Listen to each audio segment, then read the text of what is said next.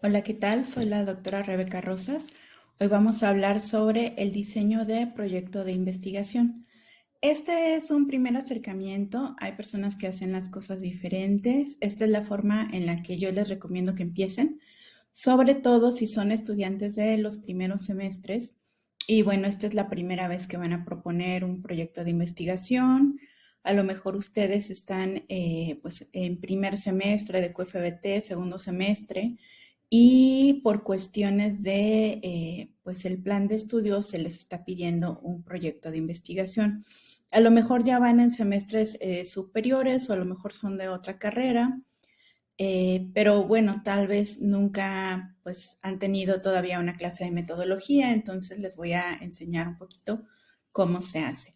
Esto es muy general. Ya posteriormente iremos a ver, por ejemplo, poco a poco cómo se redactan los objetivos o pues los análisis y los diferentes tipos de muestras.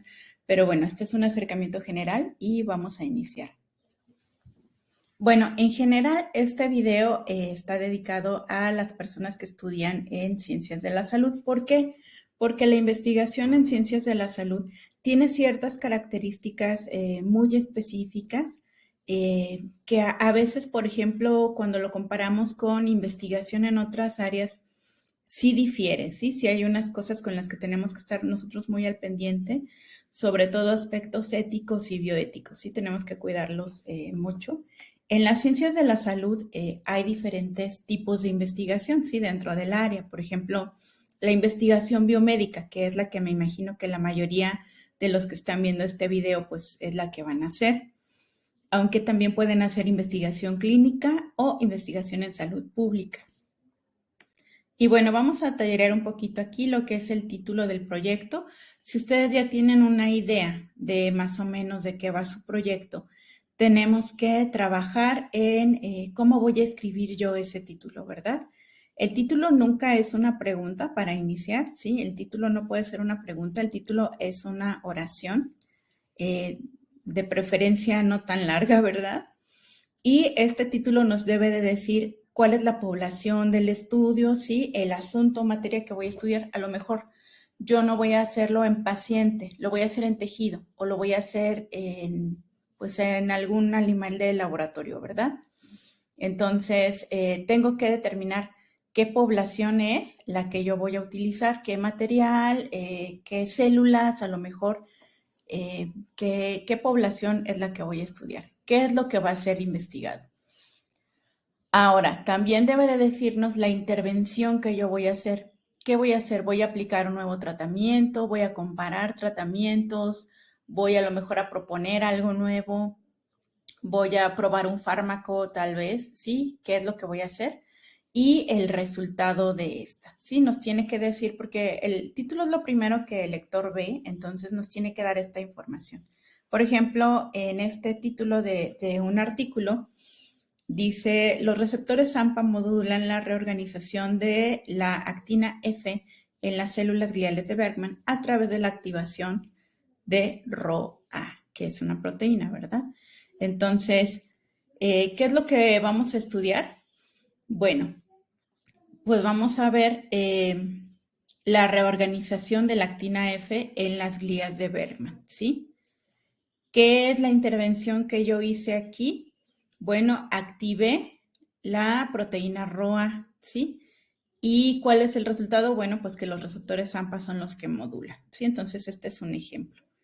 A lo mejor ustedes van a hacer pues una cosa clínica, ¿sí? Entonces debemos de determinar la población, si a lo mejor son personas de edad avanzada, ¿sí? Personas diabéticas, ¿en qué lugar? En México, tal vez, ¿sí?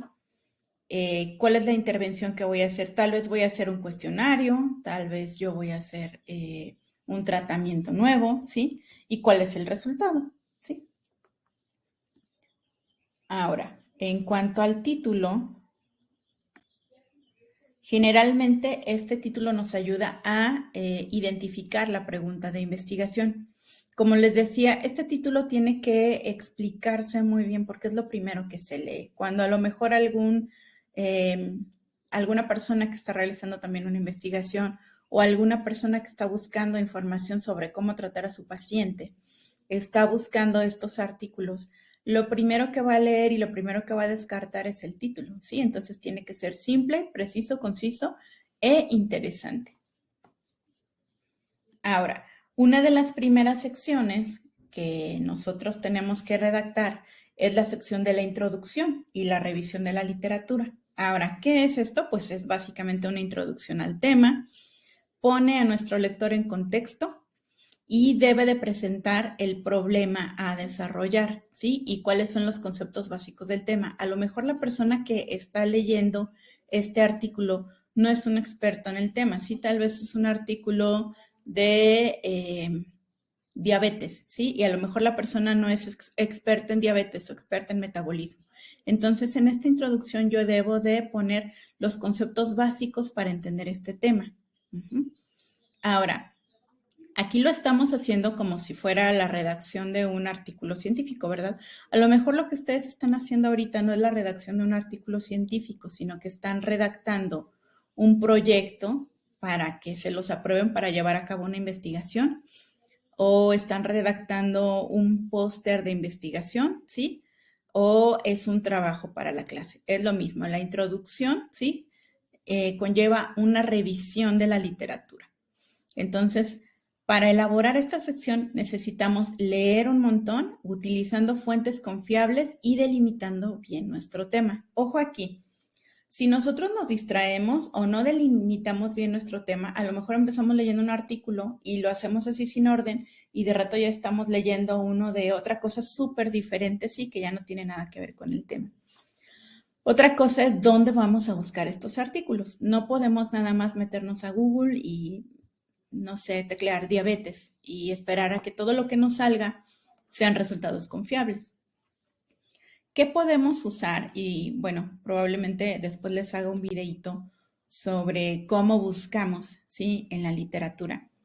Bueno, lo que tenemos que hacer es buscar, por ejemplo, en buscadores académicos. Ahorita vamos a hablar un poquito de eso. Y bueno, esta introducción y revisión de la literatura explica cuál es la importancia del problema a investigar, ¿sí? Porque si yo a lo mejor yo voy a hacer algo que ya se hizo muchas veces, pues ya qué sentido tiene que yo lo haga de nuevo, ¿verdad? Tiene que tener una parte novedosa. Tienes que explicar cuál es el contexto del problema que quieres resolver y cómo lo vas a tratar de resolver.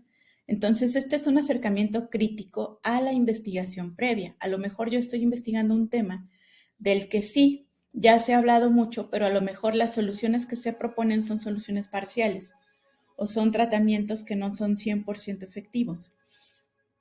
Y siempre hay por ahí un área en el que yo puedo avanzar este conocimiento que ya hay, ¿sí? Entonces, basándome en lo que ya está, ya ven que dicen que, bueno, en realidad, cada que hacemos investigación nos estamos parando sobre hombros de gigantes, es decir, estamos haciendo algo, una pequeña contribución, gracias a todo el conocimiento previo que ya otras personas generaron. Pero bueno, esta parte debe de convencer a nuestro lector de que existe esta necesidad de realizar el estudio, porque a lo mejor esto es un proyecto para que te lo apruebe un comité, ¿sí? O a lo mejor estás aplicando para una beca o estás aplicando para un premio para fondos para tu investigación.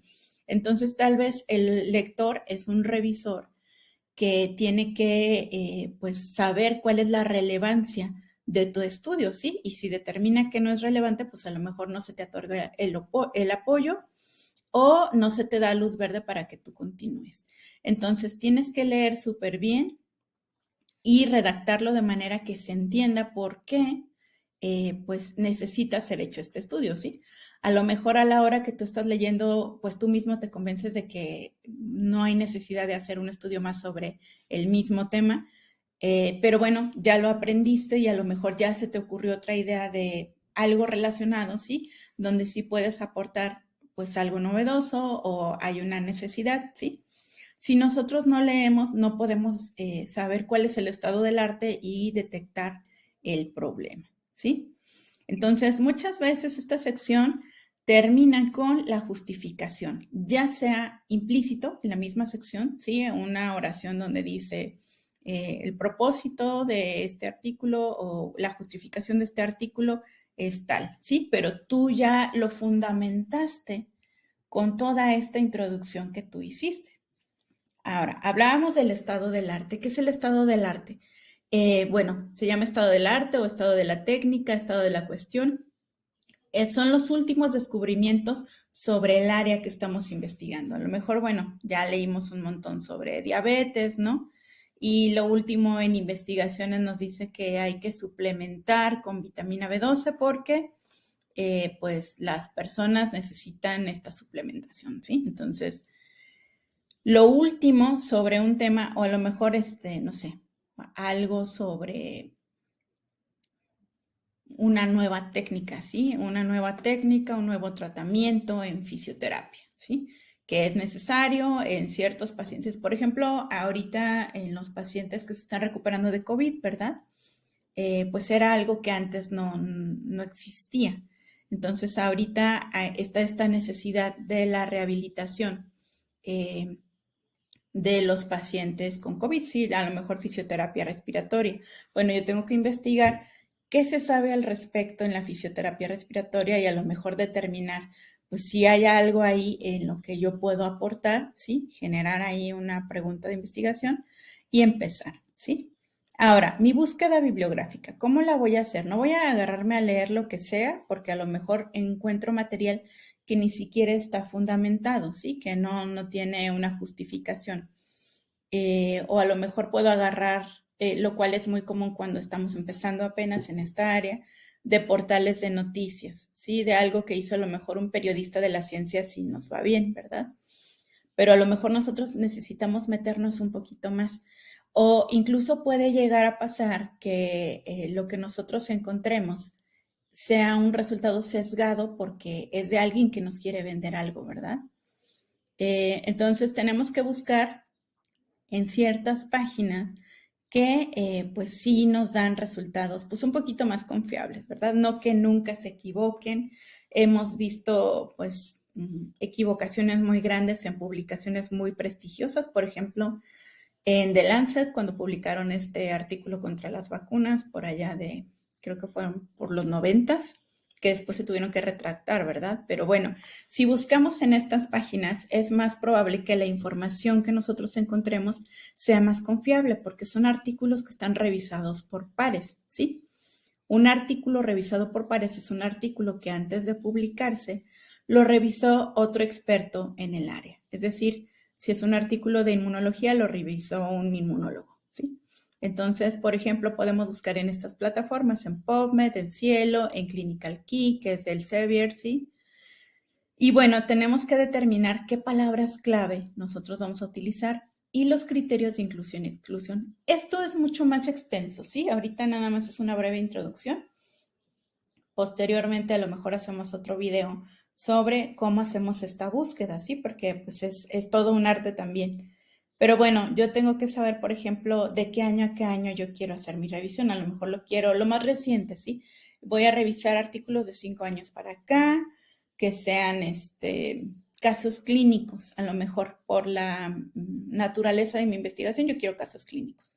Entonces, yo tengo que saber bien qué quiero antes de empezar mi búsqueda bibliográfica, porque si no voy a terminar con un montón de material que no voy a saber ni por dónde empezar y como no lo delimité bien, pues voy a tener muchas cosas muy variadas, ¿sí? Ahora, para delimitarlo necesitamos la pregunta de investigación, ¿sí? Esta debe de ser clara, delimitar el problema, ¿sí? Que hay un problema sin una respuesta satisfactoria, que es en el que yo me voy a basar y debe de hablar de una falta de información en el estado del arte, que esa va a ser mi contribución, ¿sí? Aunque sea algo muy pequeño, pues va a ser algo nuevo. Esta es pues la importancia de sí redactar una pregunta de investigación, ya sea que finalmente la incluyas o no en tu trabajo, ¿sí? Por ejemplo, a lo mejor tú estás haciendo un póster de investigación y en tu póster te pide ciertas secciones, ¿sí? Metodología, objetivos, no sé, poquitas cosas. Y a lo mejor no te pide que tenga como sección la pregunta de investigación, sin embargo, tú la debes de saber, ¿sí? Incluso cuando estás haciendo un póster así a lo mejor muy sencillo, tú debes de hacer todo este proceso y ya después, a partir de esta investigación que tú hiciste, elaboras tu póster, ¿sí? Porque si no, no te va a quedar claro a ti qué es lo que estás haciendo. Ahora, esta pregunta de investigación debe de contener la variable o variables que vamos a estudiar, ¿sí? A lo mejor la prevalencia de insuficiencia respiratoria en pacientes que padecieron COVID, ¿sí? ¿Cuál es la prevalencia? ¿Sí? Entonces, debe de contener la variable o variables que tú vas a estudiar, la población que se va a investigar, en este caso pacientes que sufrieron COVID, debe de ser congruente y su respuesta debe de ser factible, es decir, tú debes de poder hacerlo. Si tú estás proponiendo algo que por su misma naturaleza en este momento no se puede medir, no vas a poder contestar tu pregunta de investigación. Ahora, el planteamiento del problema. Esta es otra sección que a veces no viene en un protocolo que te pidan, ¿sí? O no viene en tu póster de investigación, pero tú tienes que saber hacer tu planteamiento del problema, ¿sí? Cuando estás redactando a lo mejor un protocolo para que te lo aprueben, para que empieces a hacer tu proyecto, sí generalmente necesitas hacer tu planteamiento del problema. Y esto viene muy ligado a la parte de revisión bibliográfica que ya hiciste, ¿sí? Entonces, este es el resultado de haber revisado profundamente la literatura publicada sobre el tema, ¿sí? Entonces, ya hiciste tu revisión de la literatura, ya tu panorama cambió y ya puedes hacer tu planteamiento del problema. A veces también aquí enseguida haces tu hipótesis, que en muchos trabajos que yo he visto últimamente se saltan esta sección de la hipótesis. Sin embargo, es importante redactarla, aunque al final no la pongas, que deberías de ponerla, ¿sí? Pero es importante redactarla porque entonces te da como que un panorama de a dónde voy, ¿sí? ¿Qué es lo que quiero? ¿Qué es lo que pienso que va a salir después de mi estudio, ¿sí? Si yo hago esto y esto y esto, yo pienso que el resultado va a ser este, ¿sí? Debe de ser congruente con los fundamentos teóricos, con lo que tú ya revisaste, ¿verdad? No puede ser algo así que no tenga nada que ver con tu revisión bibliográfica, pero esto te ayuda a guiarte, ¿sí? A lo mejor al final tu hipótesis no se cumple, eso no es algo malo, ¿sí? Sin embargo, sí debes de redactarla. Si tu hipótesis es que, por ejemplo, eh, estás relacionando las chicas que usan muchos plumones para tomar sus apuntes, sacan al final mejor calificación. A lo mejor esa es tu hipótesis, ¿sí? Y resulta que al final las que sacan mejor calificación son las que escriben todo con una sola pluma negra. Bueno, tu hipótesis digamos que no se cumplió, pero eso no le quita validez a tu estudio, ¿sí? Simplemente tu hipótesis te ayuda a guiarte así, ¿qué es lo que voy a probar? ¿Sí? ¿Qué es lo que voy a buscar? Y es importante que lo redactes. La sección de objetivos generalmente sí te la van a pedir y es qué queremos lograr, ¿sí? ¿Qué es lo que quieres hacer? Igual hay que delimitarlos muy bien porque si tú no los delimitas, no vas a poder cumplir con tus objetivos y al final a lo mejor pues tu calificación o bueno, no tanto la calificación, sino que pues no vas a lograr lo que tú pensabas hacer al inicio. Entonces tienen que estar bien delimitados. Delimitados en cuanto a la población, ¿sí? Por ejemplo, si yo quiero decir, yo quiero saber el número de mujeres que juegan videojuegos. Es algo como que demasiado grande, ¿sí? Yo tengo que delimitar en México, ¿sí? O en San Luis Potosí, o en mi ciudad.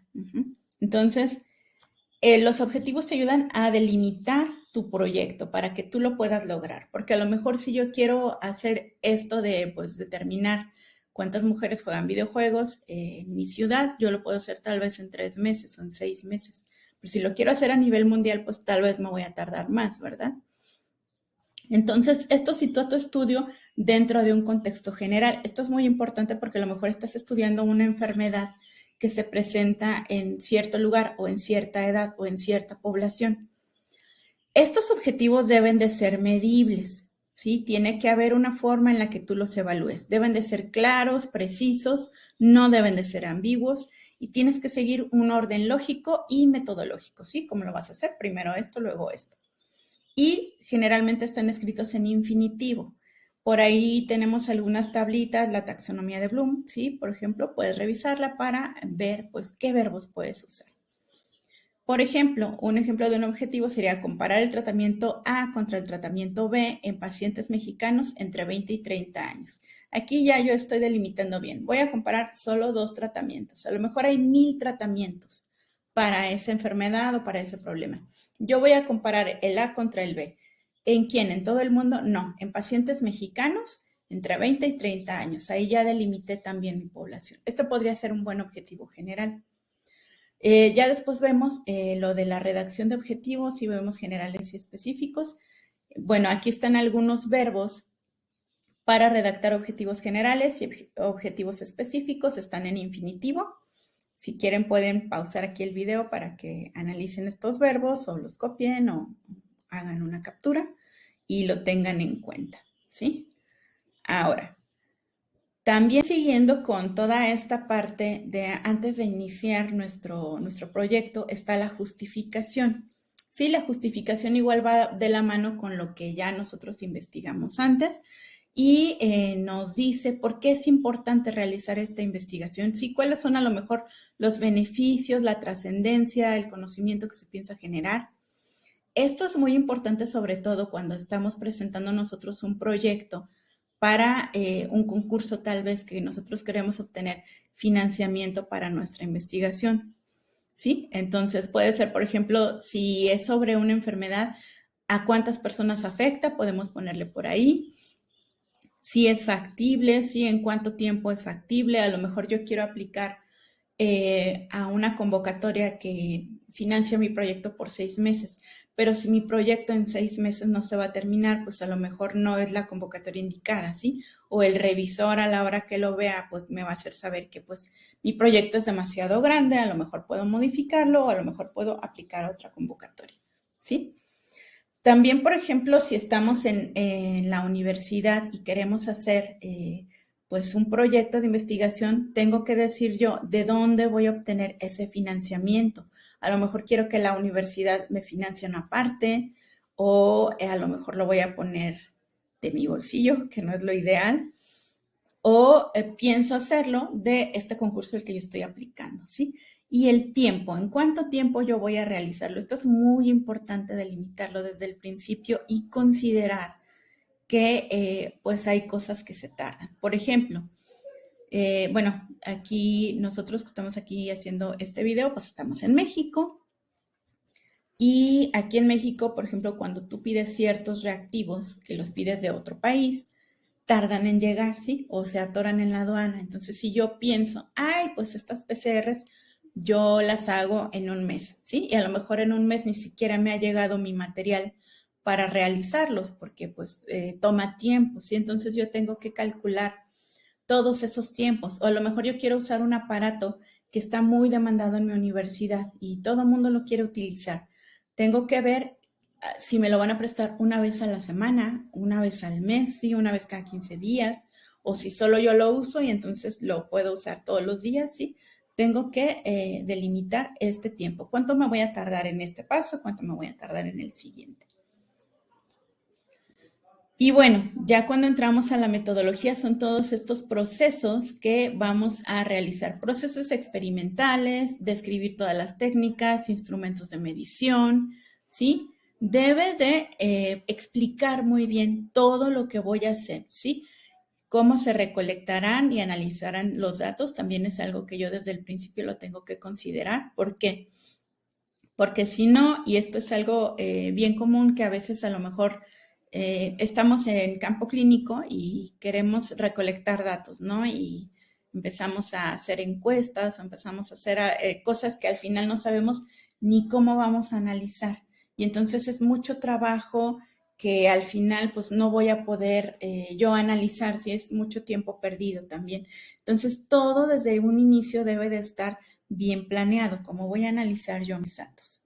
Entonces, por ejemplo, para resolver un mismo problema o para resolver una misma pregunta de investigación, puede haber muchos métodos, ¿sí? Si a lo mejor yo quiero determinar la cantidad de proteínas en cierta muestra, ¿sí? Lo puedo hacer a lo mejor de varias formas. Entonces, yo tengo que elegir cuál es la forma más adecuada. Depende de mi pregunta de investigación, pero también debo de considerar, pues a lo mejor el laboratorio en el que estoy, los aparatos que tengo disponibles, o sea, tenemos que ser súper realistas. A lo mejor yo quiero usar pues aparatos que tiene la NASA, pero mi universidad no los tiene, ¿sí? Entonces yo tengo que ver, bueno, qué sí tengo que puedo utilizar. Lo ideal es que sea pues el mejor método de acuerdo a la pregunta de investigación que tengo que resolver.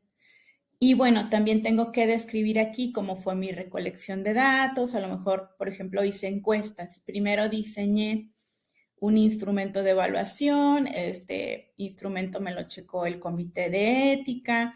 Después apliqué las encuestas y posteriormente, bueno, pues las voy a analizar.